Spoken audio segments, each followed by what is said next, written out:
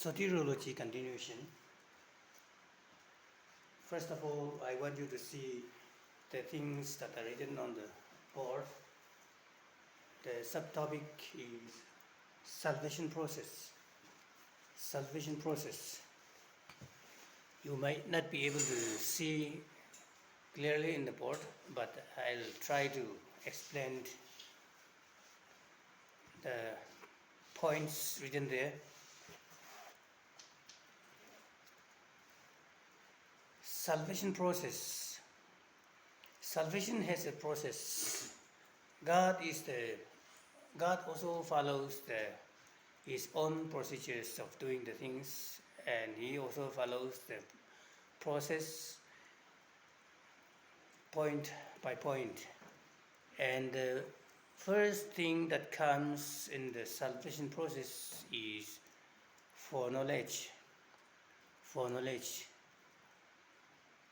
Foreknowledge means knowing something in advance, knowing something yet to take place in advance. So, the foreknowledge of God means God knows something in advance that is going to take place. He knows about the person, he knows about the situation, and anything and everything. So, based on his foreknowledge, God elects certain people to salvation and certain people to destruction.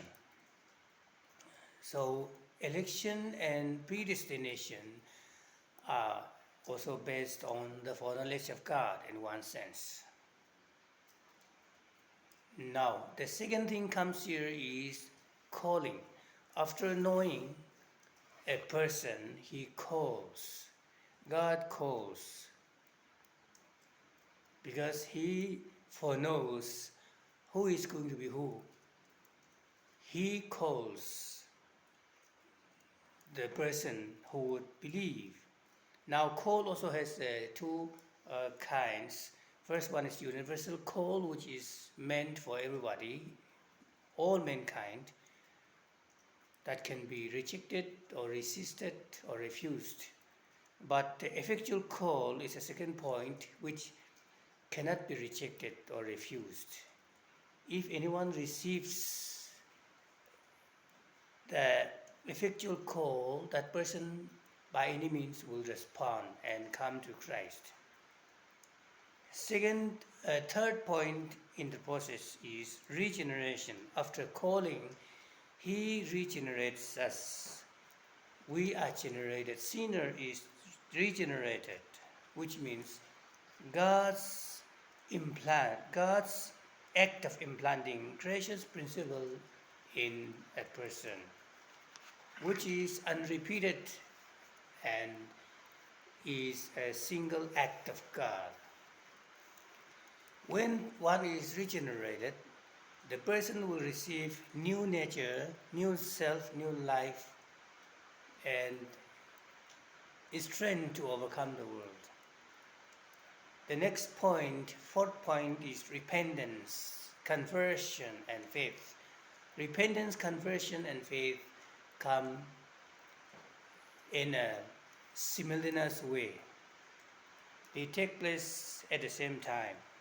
And these are the works done by sinners, not by God. Because it is not the God who believes, but it is a sinner who believes, who repents. Therefore, it is the works on our part. Now, next, the fifth point is justification. Justification, which means it is a judicial act of God on account of the work of Christ. We are not worthy to be justified, but based on the work of Christ, we are justified by God.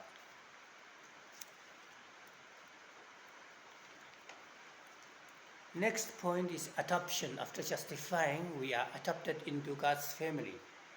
We are adopted children in the God's family. We become sons and daughters in the family of God after justification. Next one is sanctification. After adoption, He separates us for Himself. He sanctifies us to be His own. And the next is the perseverance. After sanctification, He enables us, He enables believers to continue in Him, continue in faith, or continue as His child. And then the next point is glorification. After adoption, we are glorified. We receive glorified life, glorified body and soul. We are glorified after becoming His children. And after glorified, one more step, that is the last one, that is we live with Christ forever, union with Christ. So this is how the salvation process takes place until the completion. The completion means until we reach the union with Christ. The salvation process is progressive.